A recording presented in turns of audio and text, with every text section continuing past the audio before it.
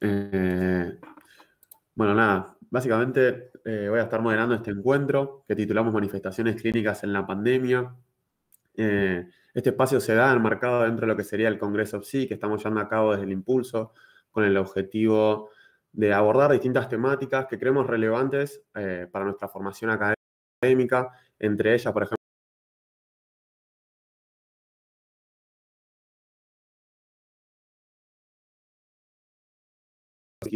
y demás personas. El martes también hablamos sobre neurociencias. Hoy la temática se va a tratar sobre la ley, sobre salud mental y manifestaciones clínicas en la pandemia. Y la semana que viene va a seguir sobre temáticas de género y educación. Si les parece, paso a mencionar a las personas que van a estar charlando en este encuentro. Va a estar Silvia Raggi, presidenta de la Asociación Argentina de Salud Mental, y Marcelo Klingo, presidente de la Asociación de Psicólogos de Buenos Aires. Si les parece, Silvia, si querés arrancar vos. Bueno, muchas gracias, Tomás, y muchas gracias por la invitación. Quería aclarar que ahora soy expresidenta de la Asociación Argentina de Salud Mental, actual secretaria general y coordinadora del Hospital de Día de Adicciones del Hospital Álvarez. Bueno, agradezco a Auge que siempre me invita. Bueno, con respecto al título del panel de manifestaciones clínicas de la pandemia, quería contar un poco cómo nos sorprendió la pandemia trabajando en el Hospital Álvarez, especialmente en el dispositivo de hospital de día para pacientes con consumo problemático de sustancias. Silvia, te hago un parate, si puedes acercarte un poco más al micrófono, a ver si se escucha un poquito mejor. No sé si se está alejándome ahora. Ahí creo que se escucha un toque mejor, pero a ver, mandale y vamos viendo. Sí, no sé, hoy tengo problemas con mi micrófono, no sé qué pasa. Ahora se escucha mejor, ahora, ¿no? Sí, a ver, probamos con esa. Bueno, vale. Bueno, les contaba, nos sorprendió la pandemia. Bueno, nosotros como trabajadores esenciales al trabajar en un hospital público, seguimos concurriendo al hospital desde el primer día. Luego nos dimos cuenta que los pacientes empezaron a seguían siendo, los pacientes del hospital de día específicamente, son pacientes que van de lunes a viernes de 8 a 12. Entonces les pedimos que vayan 3 veces por semana. Tenemos un espacio bastante reducido, entonces de esa manera podíamos separarlos en 2 grupos. Y los profesionales nos dimos cuenta que si íbamos todos los días, todos, y algunos se contagiaban, íbamos a tener que aislarnos. Entonces, automáticamente dejaba de funcionar el hospital de día. Entonces decidimos por nuestra cuenta hacer grupos de profesionales para hacer todos los días cubiertas las actividades del hospital de día, en forma más restringida, obviamente. Los otros grupos de pacientes ambulatorios los empezamos a atender por Zoom. Actualmente seguimos atendiendo muchos grupos por Zoom. Nosotros tenemos muchos grupos de pacientes, grupos de familiares, terapias individuales, terapias familiares, y la verdad que el espacio es reducido. Cuando yo escuchaba el año pasado, ¿no? Con respecto a algunas cuestiones que hablaban sobre como una patologización, digamos, del aislamiento, ¿no? Si bien el aislamiento social tuvo efectos en la población, nosotros notamos que nuestros pacientes de hospital de día específicamente, contrariamente a lo que se decía al principio, que había aumentado la ingesta de alcohol, ellos no, al contrario, habían disminuido la ingesta justamente por el tema del confinamiento. Es decir, los que consumen sustancias, digamos, prohibidas, no accedían a los lugares donde se las vendían, había disminuido también el consumo de alcohol, por miedo se quedaban encerrados en sus casas, no salían. Entonces notamos que al contrario de lo que se decía, no había una patologización del fenómeno de aislamiento. Bueno, obviamente, luego con el tiempo se pudieron ir abriendo más actividades. Actualmente vamos todos los días. De todas maneras, seguimos con algunas actividades por Zoom, pero los pacientes concurren todos los días al hospital de día, todos los días, y siguen teniendo las actividades que tenían. En su momento, digamos, nos llamó la atención porque algunas personalidades, entre comillas, hablaban de la catástrofe de la salud mental en la Argentina y de la patologización, inclusive con cierta mirada, entre comillas, anti-cuarentena, ¿no? Cuando en realidad la cuarentena es lo que nos protege del contagio. Uno tendría que hablar, digamos, de los efectos del aislamiento, pero no de los efectos de la cuarentena, porque la cuarentena es lo que nos protegió durante todo este tiempo. Yo, por suerte, digamos, a pesar de haber estado haciendo todo el año, estaba al hospital, y de no contar, aclaro, al principio con elementos de protección personal. Al principio no teníamos elementos de protección personal. Nosotros nos suministrábamos nuestros propios barbijos, los comprábamos nosotros. Luego nos empezaron a dar barbijos. Nos dan un barbijo por día. O sea, los días lunes nos dan 5 barbijos. Es uno por día de lunes a viernes. Es lo único que nos provee el hospital. Bueno, a pesar de eso, digamos, a pesar de haber vivido todo el año, por suerte nadie de nuestro equipo se contagió, ni ningún paciente de hospital de día se contagió, siendo que son pacientes que están en riesgo, que son pacientes vulnerables, que tienen poca capacidad de, digamos, de tomar conciencia de los riesgos que corren. Y otra cosa que hicimos, bueno, desde la Asociación Argentina de Salud Mental, donamos barbijos para los pacientes, que tampoco, digamos, se podían comprar. Evidentemente, bueno, hubo un impacto, obviamente, en la población, hubo un impacto que se empezó a vislumbrar con el paso de los meses, y podríamos, digamos, categorizarlo, bueno, impacto en los niños, en los adultos mayores especialmente, y en las personas que han perdido familiares. Eso también, muchas situaciones de duelo, y aparte lo que implica el duelo en una situación de pandemia. Ustedes saben que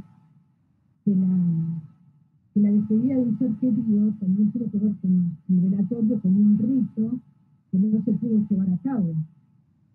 Es decir, la persona moría en una terapia intensiva, sin contacto con los familiares, y luego tampoco podía ser velada. O sea, que había una ruptura en ese rito de despedir a la familia que se cortó por cuestiones de protocolo, obvio, de la pandemia. No obstante, digamos, me parece que no hay que patologizar estas cuestiones. Sí, creo que las políticas de salud pública tienen que estar dispuestas a poder atender estas situaciones de salud mental, y especialmente los profesionales de la salud. Yo hoy les cuento que dentro del gobierno de la ciudad donde yo trabajo, hace 500 días que no tenemos vacaciones.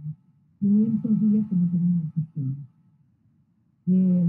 Ustedes piensen en la gente que trabaja en terapia intensiva, que trabaja en las guardias y que trabaja en las salas COVID. Hace 2 días salió un decreto que se autorizan 5 días de vacaciones de acá hasta fin de año. 5 días. Primero había salido un decreto la semana pasada que se autorizaban 10. Dieron marcha atrás y ahora son solo 5 días. Así que el 13 de julio todos los profesionales de la salud de la ciudad de Buenos Aires hacemos paro. Porque los profesionales también están expuestos y también sufren el estrés laboral, que significa trabajar 1 año y medio sin vacaciones todos los días. Entonces, me parece importante que las políticas públicas apunten principalmente a la salud de los profesionales que han puesto tanto durante todo este tiempo, donde han perdido vidas, enfermeras, médicos, profesionales de todas las profesiones de la salud mental, ¿no? Quería referirme también un poco, digamos, a lo que implica cuando uno habla de cuarentena, de las quejas de la cuarentena, cuando en realidad uno tiene que referirse a las quejas sobre la pandemia. O sea, la cuarentena fue una consecuencia lógica que hubo que tomar para poder enfrentar al virus. Pero la culpa no la tiene la cuarentena, sino la culpa la tiene la pandemia. Hoy en día necesitamos también otra amenaza, que es la variante Delta. En Europa, por ejemplo, ahora, especialmente en España, puedo decirlo con conocimiento porque mi hijo vive en Barcelona, la semana pasada se había decretado que se podía no usar el barbijo, y hoy me escribió para decirme que hay muchísimos jóvenes contagiados y son de la variante Delta. Inclusive amigos, compañeros de trabajo cercanos, toda gente joven. Y a veces la población, digamos, no entiende cuando se ponen medidas que son restrictivas y que parecen coercitivas o que afectan la libertad del ser humano, que en realidad son para protegerlo. Por eso también quería mencionar, ¿no? El año pasado, cuando el observatorio de la Facultad de Psicología, de la que pertenece, en una encuesta, un observatorio que no se sabe bien cómo funciona, decretaba, digamos, unas estadísticas que se habían hecho en forma telefónica, que no tenían sustento y que no responden a la realidad, ¿no es cierto? Ponía la responsabilidad de la gente en la responsabilidad individual y en no cuidar al otro, ¿no? Con una llamativa, digamos, poca empatía con los demás. Lo importante es que nos cuidemos, pero también podamos cuidar a los demás. Bueno, por ahora dejo acá, después si quieren hacer preguntas, así le quedo la palabra. Gracias. Dale, muchas gracias Silvia por tu aporte. Antes de pasarle la palabra a Marcelo, nada, recuerdo que les que tengan alguna pregunta, algo por el estilo, al final cuando termine Marcelo de hablar, se van a estar leyendo, así que si quieren pueden ir escribiéndolas en el chat que después se van a ir retomando. Ahora sí, Marce, si querés arrancar tu intervención. Dale, Tomás, muchas gracias. En principio, agradecerles mucho la invitación y agradecerles mucho la organización de lo que está llevando adelante. Imagino el esfuerzo que supone y en algún sentido es un intento, por lo menos así lo entiendo, un intento por construir, por producir otra voz dentro de la facultad, y me parece que nuestra facultad, en tanto egresado me siento parte, requiere, ¿no?, de otras voces. Así que quiero celebrar la iniciativa y felicitarlos por la organización de tan importante evento, ¿no?, tan semejante esfuerzo que están llevando adelante.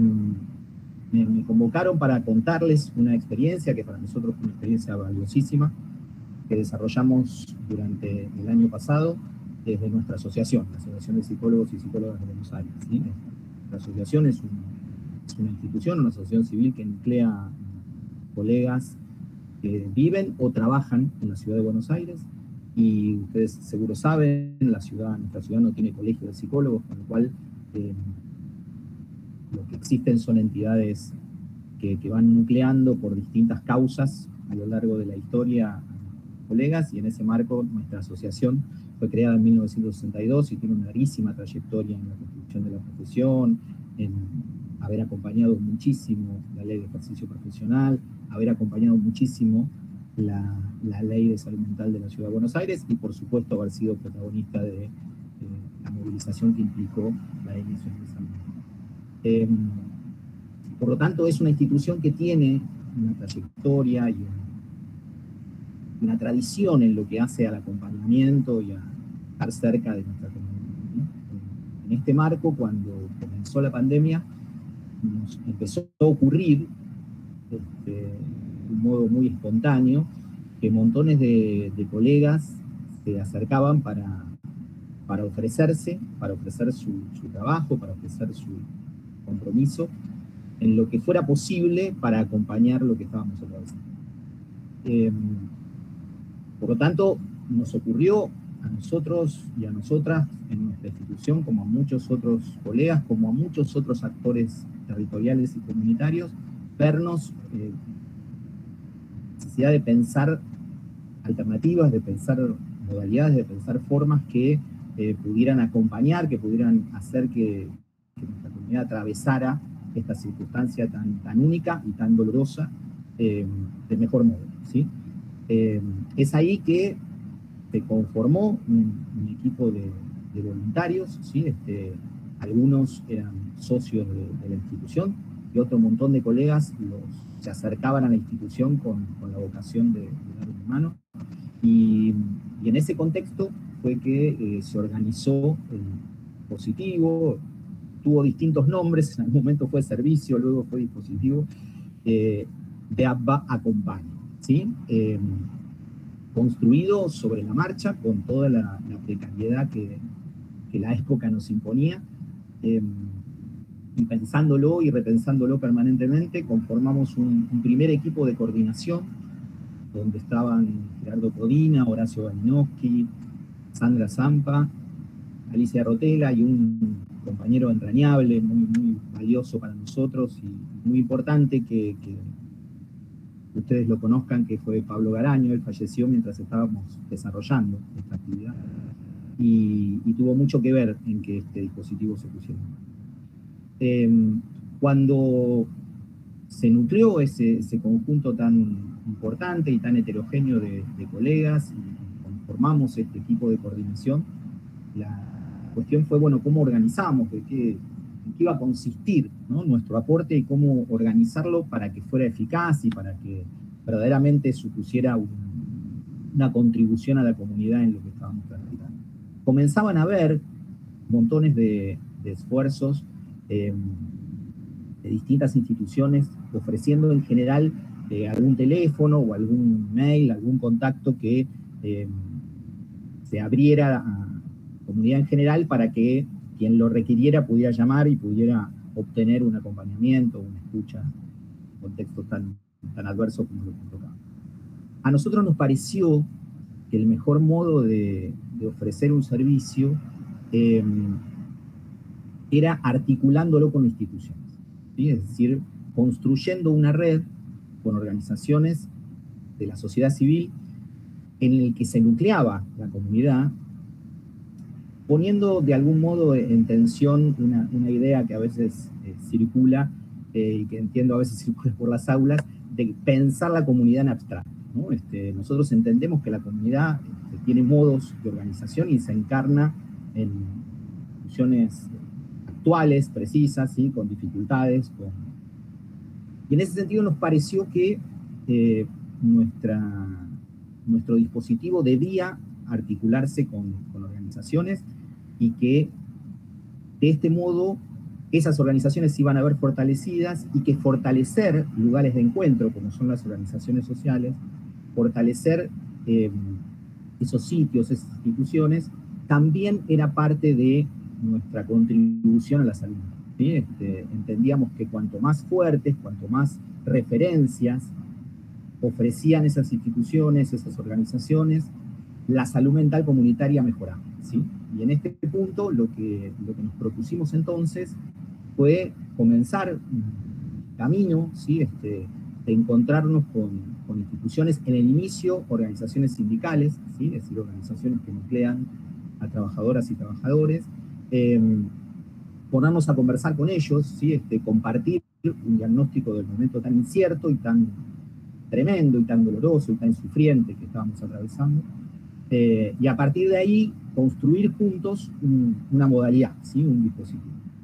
Y es ahí que se pone en marcha el dispositivo de ABBA Escucha, que básicamente lo que nos propusimos fue ofrecer un acompañamiento, ¿sí?, ofrecer un acompañamiento profesional, ¿sí?, un acompañamiento psicológico, pero que permitiera a quien lo requiriera contar con una palabra, ¿sí?, y sobre todo con una escucha que pudiera situar, que pudiera justamente poner palabra a la incertidumbre y a lo traumático que estaba transitando. Y es ahí que se confirmó este dispositivo con el cual las organizaciones, les decía, en principio sindicales, pero luego organizaciones territoriales, organizaciones universitarias, de lo más heterogéneo y de lo más diverso. Estas organizaciones ofrecían este servicio de contención telefónica gratuita a sus socios, a sus afiliados, recibían esa demanda, nosotros nos la transmitían al equipo coordinador y este equipo de coordinación organizaba esa demanda e iba derivando a cada uno de los colegas, a cada una de las colegas que se habían sumado en carácter de voluntarios, y eran directamente, y aquí aparece algo novedoso, interesante, y para nosotros muy potente para seguir investigando, que era el propio colega el que se comunicaba con quien había demandado, ¿sí?, originalmente. ¿Bien? Es decir, luego de ese proceso de derivación que ocurría en no más de 48 horas, el colega de nuestro equipo de voluntarias y voluntarios se comunicaba con la persona que lo había requerido y comenzaba un trabajo que se pactaba entre el colega y el consultante, que se extendía durante 4 o 5 llamados, ¿sí? Donde justamente lo que se elaboraba era ese sufrimiento psíquico que sin duda provenía de la situación que nos traía la pandemia y que era imposible de simbolizar, imposible de procesar, imposible de elaborar en soledad. Y en ese punto se establecía un trabajo que implicaba la posibilidad de elaborar esas circunstancias, y en el caso, nos ha ocurrido, en el caso en que el dispositivo montado, la metodología, no alcanzaba a tramitar por la magnitud del problema, por la magnitud del sufrimiento, y requería de otro tipo de intervenciones, nosotros oficiábamos como derivadores y habíamos construido una pequeña red de recursos, ¿sí?, que nos permitió acompañar situaciones más complejas, que de ningún modo fueron la mayoría, ¿sí? La enorme mayoría de las consultas que recibimos, en ese proceso recibimos alrededor de 300 consultas, la mayoría de esas consultas pudieron ser resueltas en el dispositivo de APA Acompaña, ¿sí? En ese marco nos pareció que habíamos logrado encontrar una metodología de sencillo acceso, ¿sí?, que implicaba una ágil respuesta y que suponía una intervención profesional que era la requerida en la mayoría de los casos para abordar esta situación tan inédita, tan novedosa y al mismo tiempo tan angustiante que nos toca atravesar, ¿sí? En ese marco me interesaba retomar algunas de las cosas muy importantes que planteaba Silvia, porque fueron tiempos muy difíciles aquellos, ¿sí? Estos no dejan de ser difíciles, pero tal vez las dificultades son otras, ¿sí? Recuerdan por allá, por marzo, por abril, cuando todo esto comenzó, luego de ese primer momento en el que de algún modo había una suerte de consenso generalizado en relación a que la cuarentena era la mejor manera de detener y de enfrentar la pandemia, comenzaron a aparecer otras voces, ¿sí?, cada vez más virulentas, cada vez más extendidas, que cuestionaban la metodología de la cuarentena y que producían esto que Silvia señalaba también, ¿no?, de la confusión respecto de dónde estaba la enfermedad, ¿no?, en dónde se producía el daño, ¿no? Y entonces suponía un esfuerzo discursivo muy importante explicar una y otra vez que lo que nos estaba enfermando era el virus y que la cuarentena era un modo de protegernos, ¿sí?, era un modo de cuidarnos. Y imprescindible fue sostener ese debate contra montones de actores, de los más heterogéneos, de los más diversos y de los más poderosos, porque lo que estaba en juego en ese acto colectivo que fue la cuarentena, ¿sí?, en ese acto comunitario que implicó la participación y la movilización de montones de actores, era un acto de cuidado comunitario integral, ¿sí?, era un acto finalmente de salud mental. Y en este punto, los protagonistas de esta acción no eran solamente nuestros colegas laboriosos y poco valorados de los equipos de salud, ¿sí?, que estuvieron al frente y que recibieron en el primer momento muchas salutaciones y muchas felicitaciones, y a medida que el tiempo iba pasando, se convertían en estigmas porque traían el virus a la casa, al edificio, ¿sí? Es decir, nuestros colegas la pasamos muy mal, ¿sí?, durante este tiempo. Sin embargo, lo que a mí me interesa destacar es que lo que se jugó fue un nivel de movilización social y colectiva profundamente invisibilizado, ¿sí?, profundamente taponado, pero que implicó un esfuerzo cotidiano de montones, pero de montones de actores, ¿sí?, que se expresaban de mil modos, ¿sí?, desde los comunidades comunitarios hasta las asociaciones profesionales contribuyendo de algún modo, justamente como una acción comunitaria y colectiva para frenar lo que suponía la escalada de los contagios.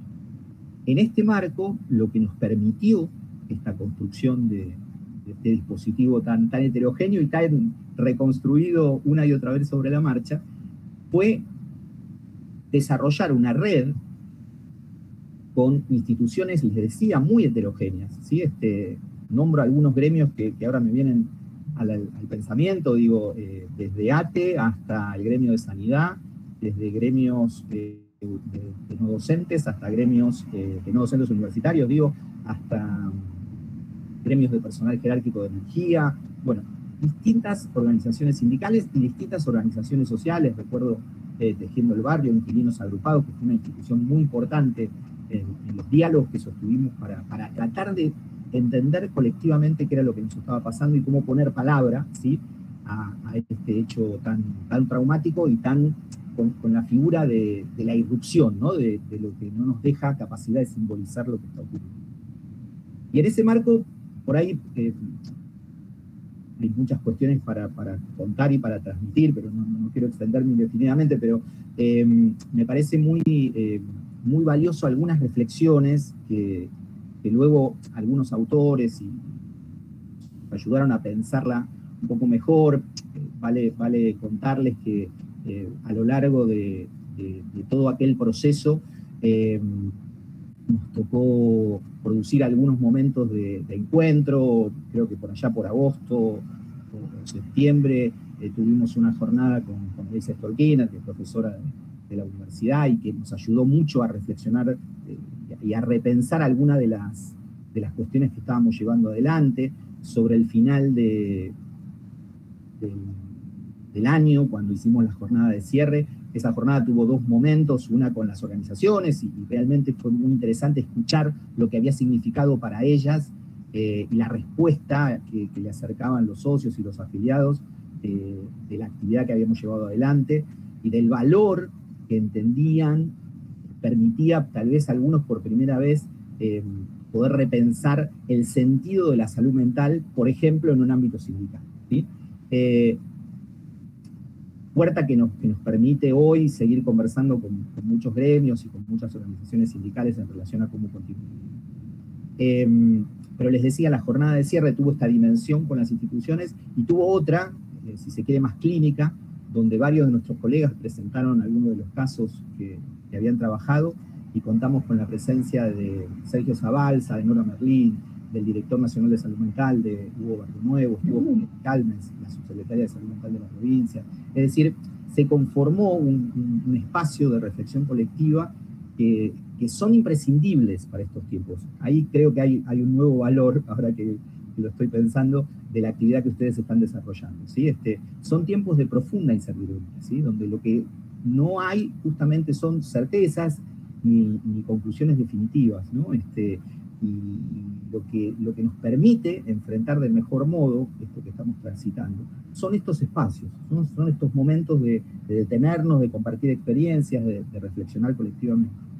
En ese punto me sumo también a algo que señalaba Silvia. Ustedes seguramente han visto distintas publicaciones que ha generado la Facultad de Psicología de la Universidad de Buenos Aires desde ese observatorio de investigaciones que pusieron en marcha.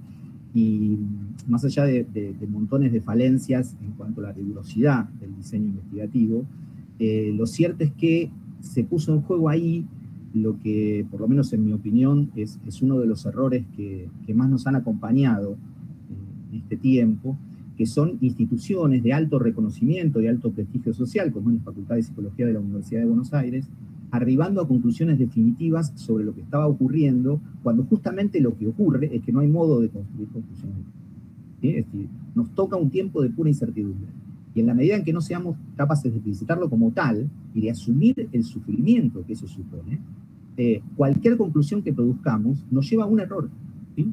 Entonces, ese experimento, por llamarlo de algún modo, esas conclusiones investigativas, muy entre comillas, a las que arribaba el observatorio de la facultad, contribuía a una lógica de patologización de lo que nos está pasando, ¿sí?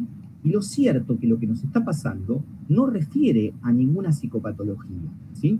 Lo que refiere es a una búsqueda, si quieren, adaptativa de nuestra subjetividad para afrontar situaciones absolutamente nunca antes vividas. Entonces, eso supone un esfuerzo psíquico que desde luego trae consecuencias, ¿no? Entonces, suponer que las vivencias de tristeza que se han multiplicado, ¿sí?, a partir de la declaración de la pandemia, tienen que ver con fenómenos depresivos, es un error enorme, pero es un error clínico enorme.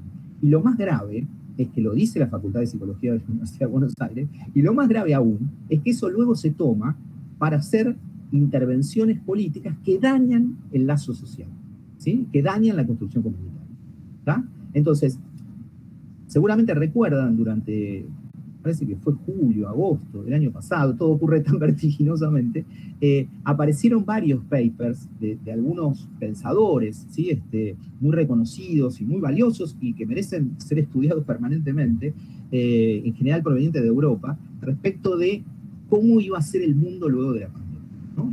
Y también, ¿no?, conclusiones definitivas, ¿no? Podríamos como ordenarlas entre aquellas que decían que el capitalismo se derrumbaba, ¿no?, que era el fin del capitalismo, que estábamos ante los últimos minutos del capitalismo, o por el contrario, aquellos que sostenían que era una consolidación de la salida individualista, ¿sí? Y en ese punto, una reformulación, una regeneración recargada sería del capitalismo. Ahora bien, me parece que ninguna de las dos posiciones, y en el medio había de todo, por supuesto, pueden ser avaladas hoy, cuando todavía hay mucho que recorrer en torno al problema que tenemos, esto que Silvia traía recién de la nueva beta, de la nueva versión, delta y demás, y todas las cuestiones que esto pueda venir dando. Lo que sí me parece que, como invitación, digamos, como convocatoria, lo que sí está claro que nos demuestra la pandemia es que el fortalecimiento del lazo social es el mejor modo para enfrentar lo incierto, ¿sí? Que en el punto en que nosotros fortalecemos nuestros espacios de encuentro, en el punto en que fortalecemos nuestros lugares, nuestras asociaciones, nuestras construcciones colectivas, estamos en mejores condiciones para afrontar esta pandemia y cualquier otro fenómeno comunitario de incertidumbre como los que seguramente se avecinan, ¿sí? Y entonces, todo aquel discurso que tiende a mellar el lazo, ¿sí?, para decirlo con todas las letras, el discurso antivacuna, ¿sí?, que fue difundido y defendido por los medios de comunicación masivos a capa y espada, es un discurso de daño, es un discurso de enfermedad, ¿sí? Lo que promueve es la disolución del lazo social, ¿sí? Como está en sintonía con variables de época, como está en sintonía con el neoliberalismo que nos atraviesa, entonces se reproduce con mucha rapidez ese discurso, ¿sí? Pero es deber, no solo de la formación profesional, sino es deber de las instituciones de construcción colectiva, de las organizaciones sociales, de las organizaciones, en un tiempo se hablaban de las organizaciones libres del pueblo, pero de los espacios de encuentro que somos capaces de construir, velar por entender que la posibilidad de enfrentar, como en este caso nos toca el virus, es una salida colectiva, ¿sí? Es una salida de conjunto. La lógica de la vacuna supone eso, ¿sí? Supone entender en profundidad que la vacuna es un beneficio para sí mismo, por supuesto, pero también es un beneficio para los otros, ¿sí? Y en ese punto, cualquier duda sobre eso mella el lazo, ¿sí? Mella la construcción colectiva, ¿sí? En ese punto, digo, y con esto cierro para la charla que venga después, si quieren el valor que tuvo nuestro dispositivo, quiero ser claro en esto, hubo montones, ¿sí?, de esfuerzos de esta naturaleza, de los más diversos y todos muy, muy interesantes y muy valiosos. Para nosotros hay dos cuestiones que nos parecieron interesantes y que nos invitan a seguir pensando. Una, la construcción de red con organizaciones heterogéneas, ¿sí? Insisto, sindicatos, asociaciones civiles, instituciones universitarias, ¿sí? Me parece que ahí hay mucho por desarrollar, hay mucho que desplegar, sobre todo en algunos de nuestros colegas que tienen una lógica individualista del desarrollo profesional. Y la otra cuestión que me parece muy interesante desde el punto de vista de la práctica de la intervención fue este movimiento del colega llamando a consultar. ¿Sí? Me parece que ahí hay algo para trabajar, ¿no? En nuestra formación. Históricamente aparece lo imprescindible del otro demandándonos, ¿no? Y aquí se puso en juego un dispositivo que tiene esta novedad y que me parece merece seguir siendo estudiado, seguir siendo investigado. Así que hasta aquí, Tomás, y muy agradecido de nuevo por haberme invitado. Gracias, Marcelo, por tu intervención. Me parece súper interesante esto que planteaba de los lazos comunitarios que están intentando tejer desde APBA. Y en toda tu intervención se venía a la cabeza la nota que salió hace un año de nuestro decano en un medio hegemónico de comunicación, hablando sobre que hay que enseñar a las personas a cuidarse solas, totalmente en contraposición con lo que planteabas vos y cómo esos dos discursos, ¿no? Desde qué mirada se pueden ir interpretando las distintas posturas dentro del campo de la salud mental, es clave también ir replanteándonos esos tipos de discursos. Ahora sí, si les parece, damos paso a las personas que tengan ganas de hacer preguntas, pueden desmutearse o mismo también pueden ir escribiéndolas por el chat, que las vamos a ir leyendo. Acá ya hay una de Sofi que pregunta qué actividades vienen llevando en APBA durante la pandemia. ¿Hay alguna manera que desde el claustro estudiantil podamos aportar a la construcción de la asociación? Sí, Sofi, por supuesto que sí, por supuesto que sí. Y de nuevo, digamos, arranco con la primera parte de la pregunta en relación a las actividades. Desde luego que la pandemia nos obligó como al menos todas y todos, a repensar las modalidades de llevar adelante nuestras actividades. La asociación tiene múltiples actividades muy ligadas a la formación profesional, ¿sí? Se compone de distintas áreas temáticas, distintos departamentos, y los diferentes departamentos llevan adelante actividades que muchas tienen que ver con la formación. También actividades de intervención. Nosotros sostenemos un equipo asistencial y sostenemos una continuidad de lo que fue este servicio con una lógica distinta, esencialmente con los sindicatos. Y por supuesto también que hay una tarea gremial, ¿sí? Que requiere y que durante lo que fue el tiempo de la pandemia nos tocó estar muy activos, ¿sí? Les cuento brevemente para no extenderme. Definitivamente digo, cuando comenzó, ya por abril, y se instaló la cuestión de la cuarentena, inmediatamente se terminaron los tratamientos presenciales. Es decir, inmediatamente se terminó la atención psicoterapéutica para aquellos que lo realizaban fuera de los ámbitos públicos, ¿no?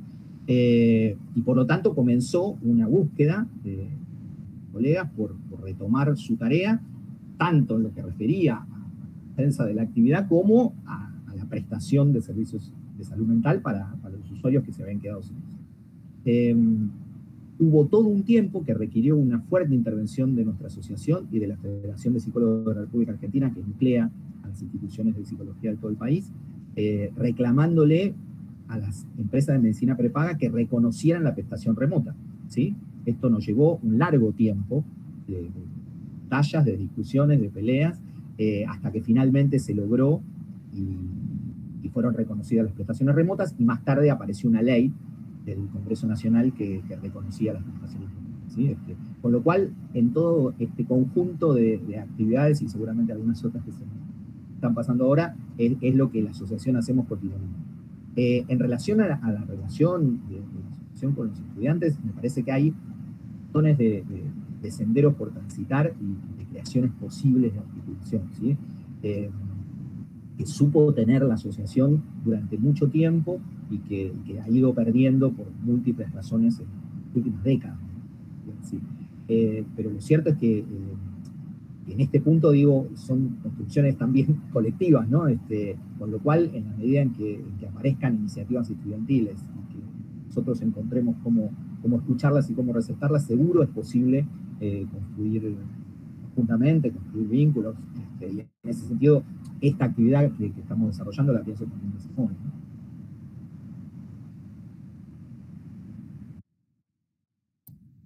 Buenísimo, Marce. Acá otra Sofi hace otra pregunta que dice, en estos tiempos pandémicos, ¿cómo podemos revalorizar lo colectivo como potencial de cura? Puede contestarla cualquiera de los dos. Bueno, por ejemplo, en el caso nuestro, en el hospital de día, lo colectivo es importante, bueno, justamente porque nosotros trabajamos con grupos, y eso fue una cuestión muy importante entre los mismos pacientes, ¿no es cierto? Y dentro del equipo también. O sea, para nosotros lo colectivo fue lo fundamental para gestionarnos y gestionarnos.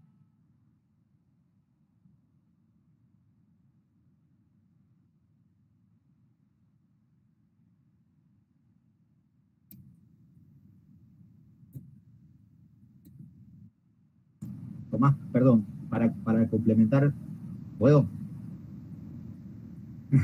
Para complementar lo que decía Silvia, me parece que hay una contribución a la salud mental que tenemos profesionales que estamos en el universo de la salud mental, en cualquiera de los ámbitos por que transitar. Pero me parece que es necesario ampliar el concepto de salud mental tal como lo establece la ley, ¿sí? Y en ese punto, en la medida en que somos parte de proyectos colectivos, contribuimos a la salud mental, ¿sí? Más allá de que esto suponga, esté específicamente definido en torno a la salud mental o no, ¿sí? Claramente la acción sindical o la acción gremial o la acción de las asociaciones civiles que desarrollaron intensamente durante este tramo más severo de la cuarentena y de la pandemia, eran acciones que contribuían a la salud mental, ¿sí? Fortalecían la salud mental, ¿sí? Sin que eso implicara intervención profesional, ¿sí? No sé si soy claro. Me parece que esa perspectiva más completa, más amplia, más integral de la salud mental es el modo en que debemos pensar, ¿no?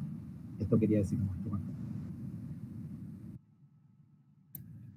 Gracias a los dos por la respuesta. Si alguien más quiere ir tirando ahí preguntas o distintas puntas o ideas que se le hayan surgido con la charla, yo en el mientras tanto te pregunto sobre todo a vos, Marce, que estás en AMPA, en esta búsqueda de lazos comunitarios, ¿pudo haber algún lazo con la Facultad de Psicología? O sea, ¿se pudo generar algo desde ese aspecto? Y si no pudo generarse, ¿por qué o cuáles fueron los contrapuntos que surgieron ahí? Difícil pregunta, Tomás. A ver, si pensamos a la facultad en su formalidad, digo, en sus autoridades, ¿sí? En sus espacios institucionales, la verdad que no ha sido buena la relación durante todo este periodo, y en parte tuvo que ver con que... Les voy a contar una anécdota que me parece importante que ustedes la conozcan. Cuando comenzó la cuarentena, la Dirección Nacional de Salud Mental construyó un ámbito, ¿sí? Un grupo, por supuesto un grupo de WhatsApp, desde luego, donde participábamos distintos referentes, ¿sí? Desde directores de salud mental de provincias hasta profesores muy reconocidos, asociaciones de psiquiatras, bueno, distintas instituciones vinculadas a la salud mental, y también, por supuesto, estaba el decano de la Facultad de Psicología de la Universidad de Buenos Aires. Y era un ámbito realmente muy interesante. Cumplió una función muy valiosa porque se compartía información que rápidamente tenía el Ministerio de Salud, era un lugar de intercambio de opiniones, era un lugar para pensar. Bueno, desde ahí, ustedes recuerdan que hubo un momento, ya entrado el año, en el que participó nuestra querida Alicia Tolkiner y Santiago Levín, que es el presidente de la Asociación de Psiquiatras, en una reunión con el presidente en la Casa Rosada para dar opinión en torno a cómo pensar la pandemia desde la perspectiva de la salud mental, y la verdad que eso fue valiosísimo para todo este colectivo que conformamos la salud mental. En un momento se produjo un contrapunto y tocó ser protagonista de ese contrapunto con el decano, justamente a partir de la nota, ¿sí? Esa nota a la que hacías vos mención. A mí me pareció gravísima la nota y bien la obligación de decírselo. Y esto trajo una serie de polémicas en ese grupo que terminó con la salida de él, del grupo que se había contado. Pero luego un episodio posterior, ¿sí? Que tuvo que ver con, ustedes recuerdan que paulatinamente se iban abriendo actividades, ¿sí? A medida que se iba morigerando la cantidad de contagiados, se iban abriendo actividades, y en un momento tocó la actividad presencial de los psicólogos y las psicólogas. Y ahí tuvimos otro contrapunto con el gobierno de la Ciudad de Buenos Aires, esto que Silvia bien señalaba del modo en que castiga a sus trabajadores y trabajadoras. Nos tocó un contrapunto en relación al protocolo, ¿sí? ¿Cuál era el protocolo para volver a la actividad presencial? Y estuvimos hasta, yo me atrevería a decir, se habilitó primero la actividad, es decir, el día comenzó con la actividad habilitada y todavía no teníamos protocolo. Recién al día siguiente, y un protocolo que no estaba especificado para nuestra profesión, sino incluía a profesiones similares, pero con algunas particularidades distintas, ¿sí? Por ejemplo, era el mismo protocolo para los kinesiólogos que para los psicólogos, ¿sí? Por dar un ejemplo. Y en ese punto, digo, yo volví a pedirle a la facultad que interviniera, digo, que uniéramos voces para esto que era una barbaridad, ¿sí? Y sin embargo no tuvimos respuesta. Ahora bien, volviendo a la pregunta, Tomás, en relación al vínculo con la facultad, hasta ahora fueron todos problemas en relación a sus autoridades, ¿sí? Y a su principal autoridad. Ahora, nosotros nos vinculamos cotidianamente con montones de profesores, ¿sí? De la facultad, pero a diario, ¿sí? Con los que realizamos actividades, con los que pensamos, con los que preocupamos para ver cómo seguir adelante y cómo fortalecer nuestras instituciones. Es decir, si pensamos la facultad por el lado de sus autoridades, para resumirte la respuesta más rápidamente, por ahí un rodeo muy largo, para resumir la respuesta más rápidamente, con las autoridades prácticamente no tenemos vínculo. Ahora, con un montón de actores que hacen cotidianamente a la facultad, es nuestra tarea, te diría que diaria, ¿sí? Permanentemente nos cruzamos con profesores, profesores regulares, titulares, consultos, ayudantes de primera, jefes de trabajo prácticos, con montones de colegas que hacen a la facultad todos los días y son parte de nuestro quehacer diario, ¿sí?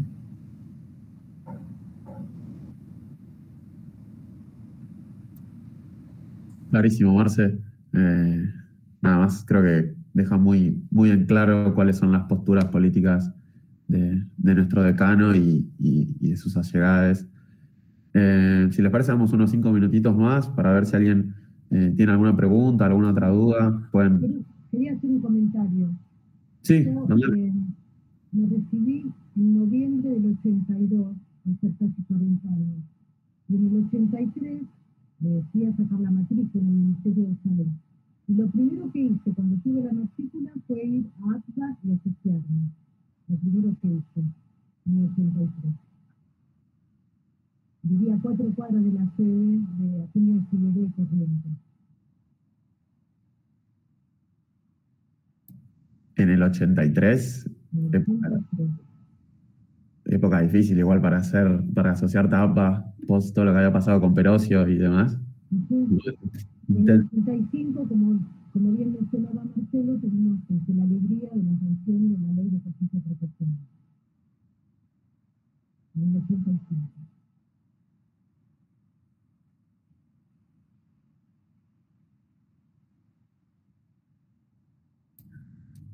Bueno, esto, si alguien más tiene alguna duda, puede desbloquear. No saquen las cuentas, ¿sí? No.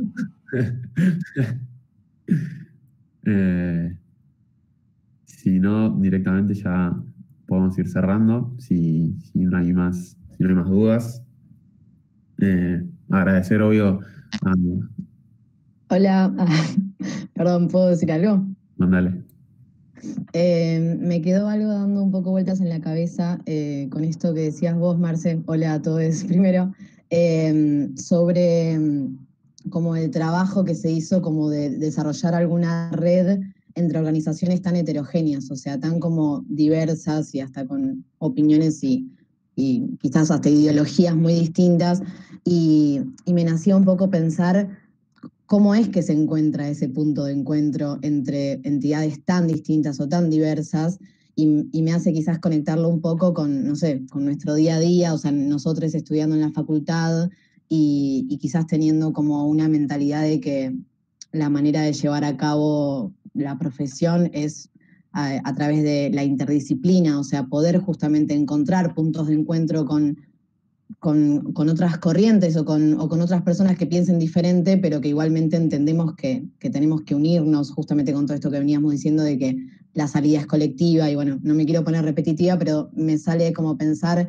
cómo se encuentran esos lugares en donde se pueda dialogar con puntos de vista tan distintos. Quizás más preguntarles a ustedes cómo fue su experiencia o también pensar, bueno, nosotros como futuros profesionales, bueno, ¿cómo hacerlo?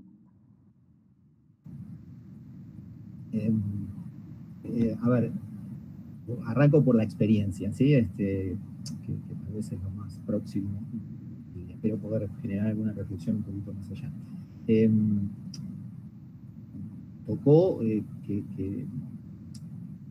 a ver, hay que situarse en aquel tiempo, ¿no? Donde el nivel de incertidumbre era generalizado y estamos lejísimos de avisorar algún fin, ¿sí? Alguna salida. En ese marco, digo, esa incertidumbre atravesaba a la sociedad en general y desde luego a instituciones estas que estamos conversando, ¿sí? Con lo cual, la posibilidad de ofrecer un momento, de pensar juntos y de acercar una posibilidad que acompañase, ¿sí? De ofrecer una herramienta de acompañamiento, propiciaba los diálogos posteriores, ¿sí? Recuerdo, por ejemplo, con los compañeros y compañeras del Sindicato de Sanidad, una discusión en relación al lugar de la obra social y de los déficits de los servicios de salud mental de las obras sociales, y cómo si se detuviera o si se profundizara el análisis de esto, se desmontaría el prejuicio de que el servicio de salud mental o la psicoterapia es cara, y por eso es difícil de sostener y por eso los servicios funcionan mal, y comprender que es infinitamente más el gasto que se produce en cualquier obra social respecto de psicofarmacología o respecto de alta complejidad, y que se reduciría enormemente y se mejoraría muchísimo la calidad de vida de los afiliados si se invirtiera más en dispositivos ambulatorios y dispositivos de salud. ¿Sí? Así que se nos dio esta discusión, que fue muy fructífera, veremos cómo continúa, ¿no? Pero lo cierto es que me parece que hay ahí una clave de que encontramos el modo de poner por delante el proyecto que teníamos entre manos, ¿no? La acción que íbamos a desarrollar. Y en todo caso, no precipitar o no anteponer lo que eran miradas distintas o posiciones diferentes, ¿no? Es un tiempo paradójico el de hoy en algún sentido, ¿no? Porque es un tiempo que hace una suerte, es una época, ¿no? En la que hay un elogio desmesurado de la individualidad. De ahí conecta con estos discursos pretendidamente libertarios, ¿no? Sin comprender que no hay libertad sin otro, ¿no? Libertad es justamente el resultado de una construcción común, ¿no? Si esa construcción común se anula, se acaba la libertad. Y en ese punto, digo, esta lógica que está muy instalada y que tiene una dimensión de entramado cultural de época, que es el elogio del pleno individualismo, pone obstáculos, genera dificultades para cualquier encuentro con un otro distinto, ¿sí? El encuentro, en tanto tal, siempre supone una diferencia, ¿sí? Entonces, soportar esa diferencia es el esfuerzo necesario para la construcción colectiva, ¿sí? ¿sí? Si no, no hay construcción colectiva, ¿sí? Si lo colectivo es con otro distinto, ¿sí? Luego se producen montones de movimientos en esa construcción que van produciendo nuevos lazos, identificaciones, desde luego. Pero me parece que hay ahí un juego, y en esto nuevo resalto la actividad que están llevando adelante, porque de eso se trata, ¿no? De producir un lugar, un espacio, de multiplicarlo, donde el disenso, la diferencia tenga algún espacio de producción nueva, ¿no? Que sea tramitado para generar algo distinto, algo novedoso, y que la resultante supone una acción, ¿no? Me parece que esto es clave, ¿no? Que al final hay un producto, ¿sí? Y en tanto ese producto genera un nuevo estadio de la conversación, ¿no? Sin duda hoy nuestras opiniones, vuelvo al ejemplo de los compañeros de sanidad, nuestras opiniones en relación a la salud mental de los dirigentes del sindicato de ATSA tiene un valor y es mirada y es revalorizada de un modo muy diferente a cuando arrancamos, ¿sí? Porque hubo un camino común transitado, ¿sí? Y entonces es mucho más importante, y nosotros valoramos mucho más su voz y su opinión sobre los problemas que tienen, y no tengo dudas que ocurre lo mismo al revés, ¿sí? Porque hay un camino transitado, ¿no? Y eso construye solidaridad, construye mirada común y construye la posibilidad, el sendero para seguir construyendo juntos. Yo quería agregar un poco a la pregunta de Sofía, que yo no entiendo otra manera de trabajar que no es en forma interdisciplinaria. Nuestro equipo está formado, especialmente por el tipo de patologías que atendemos, está formado por psiquiatras, psicólogos, terapista ocupacional, psicoterapeuta, trabajador social, acompañante terapéutico, y trabajamos todos los días todos juntos. O sea, no entiendo otra forma, no sabría cómo hacerlo si no fuese entre todos.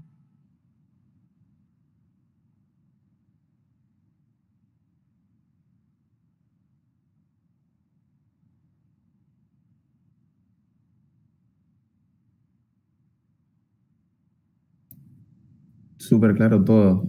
Si les parece, damos 2 minutos para ver si surge alguna otra resonancia. Y si no, ya vamos cerrando.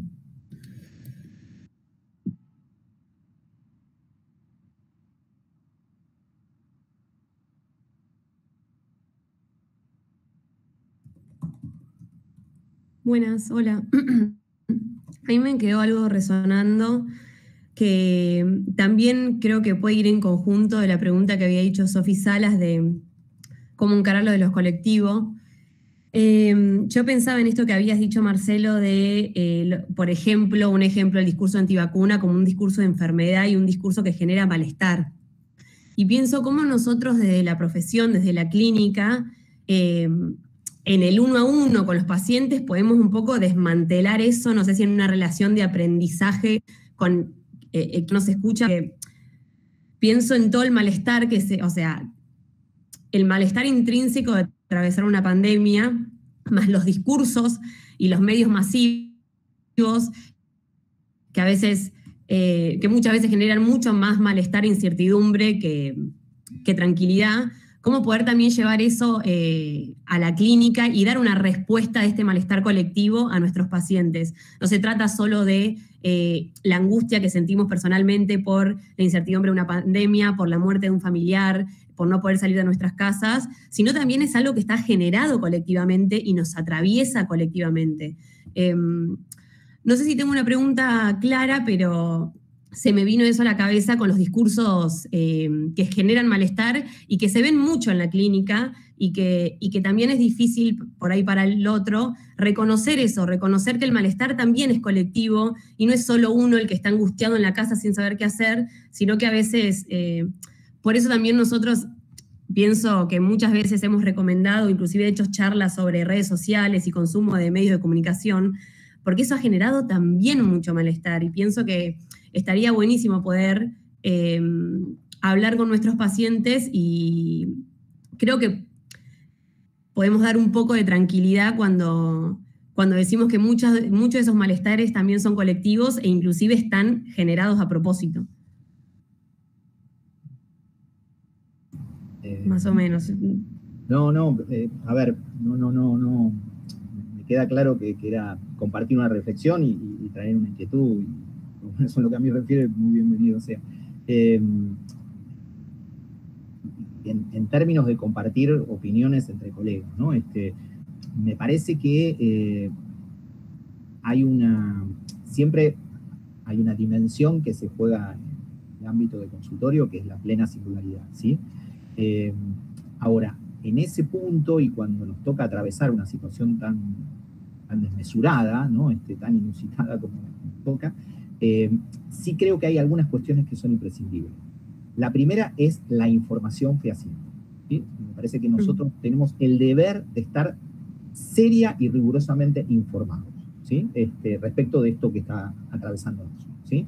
Es una información que nosotros debemos proveerle a nuestros pacientes, ¿sí? Es imprescindible constituirnos en una referencia saludable en el término de que es veraz, ¿sí? Y rigurosamente respaldada, ¿sí? Ahí tenemos un esfuerzo adicional, que es estar rigurosamente informados de lo que estamos atravesando colectivamente. Me parece que no podemos eludir este compromiso ético, ¿sí? En tanto nos volvemos referencia, contribuimos a la salud de nuestro paciente, pero también eso replica más allá de él, ¿sí? Ahí me parece que hay una primera cuestión, ¿sí? Que es un compromiso ético, profesional La segunda cuestión, esto lo trabaja muy bien Alicia, y me parece que está bueno ir pensándolo. Este tiempo ha como actualizado, ha promovido fenómenos de duelo, ¿no? En todas sus dimensiones, ¿sí? Que más que menos algo ha perdido en este tiempo, ¿sí? Y el duelo requiere de un proceso elaborativo que lleva tiempo y que es imprescindible poder situarlo como tal, ¿no? Entonces, me parece imprescindible poder puntuar que hay un camino por recorrer que está ligado a procesar una pérdida, cualquiera fuere, ¿no? Aquel que tenía previsto viajar y no lo pudo hacer, aquel que no puede ver a sus familiares, aquel que tuvo que dejar una carrera, o aquel que perdió el trabajo, ¿sí? Desde luego que cada pérdida tiene su significación para cada cual, ¿sí?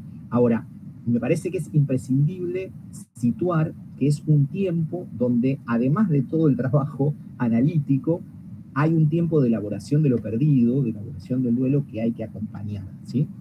Y esto es interesante porque el término acompañamiento me parece que requiere ser revisado desde la perspectiva de la salud mental, porque, y creo que es pertinente, por eso tiene mucha potencia para este tiempo, porque el trabajo de elaboración es un trabajo que implica un esfuerzo psíquico individual, pero también pone en juego cuestiones compartidas, ¿sí? También pone en juego la posición de los otros.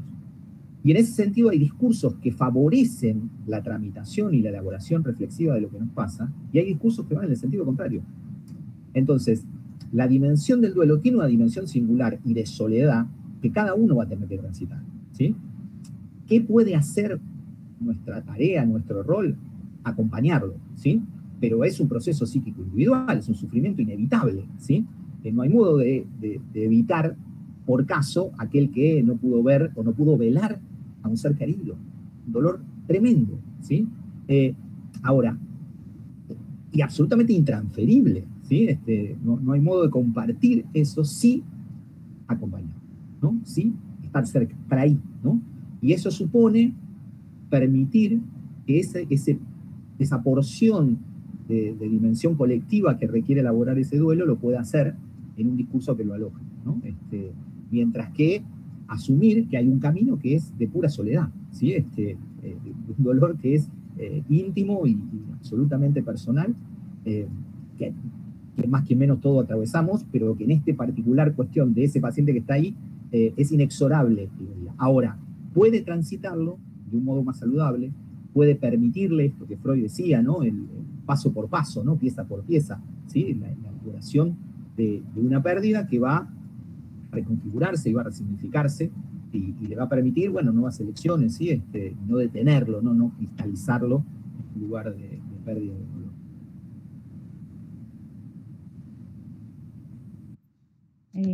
Bueno, buenas noches. Yo soy la licenciada Sandra Zampa, trabajamos en el dispositivo con Marcelo. Quería hacer una acotación con respecto a lo comunitario y a la organización. Nosotros nos apoyábamos en las organizaciones territoriales y en lo comunitario de cada una de las organizaciones gremiales. Esto era lo que enriquecía la tarea, porque aquellos que estaban del otro lado tomando este tipo de demandas eran los primeros que tomaban contacto con aquellos que necesitaban alguna consulta. Entonces, para nosotros era importante el trabajo territorial y comunitario que cada organización y nosotros como organización podíamos captar. Por eso, esto que decía Marcelo recién, de brindar la información lo más clara posible, sobre todo en los primeros tiempos, donde mucha información no había, o había demasiadas informaciones desencontradas, tomábamos como base el Ministerio de Salud y las normativas, y a partir de ahí empezar a trabajar de manera un poco más normatizada en cuanto a calmar a los consultantes que venían a llamar frente a alguna problemática que se daba, sobre todo en el contexto de encierro. Entonces, para nosotros lo comunitario sí tenía la validez, sobre todo por los interlocutores y aquellos que articulaban en el territorio de nuevo y en las organizaciones sindicales. Eso.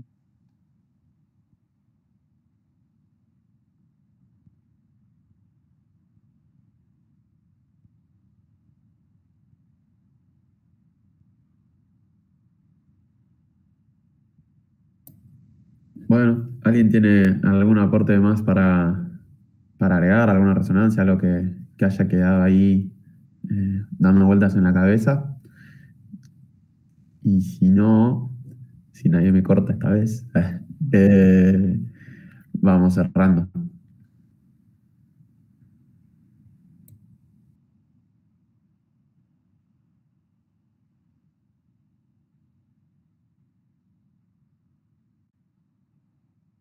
Ok, lo tomo como un vamos cerrando. Nada, agradecer a Marcelo, a Silvia por este tiempo y por sus aportes y por todas las cosas que fueron comentando. Hiper interesante todo, los lazos comunitarios y cómo fueron trabajando en las distintas instituciones públicas a través de la pandemia. Recordar también a todos los presentes que este Congreso de Psicología sigue estando la semana que viene. Van a haber charlas sobre géneros, sobre la interdisciplina, que también es uno de los temas que se trató hoy acá. También van a ver sobre psicología educacional. Pueden inscribirse, como se inscribieron en esta charla, a través del formulario que está en la descripción, en la biografía, mejor dicho, del Instagram del Impulso. Y bueno, nada, agradecer a todos por su tiempo y nos estamos viendo en las futuras charlas. Hasta luego. Muchas gracias. Muchas gracias. Gracias.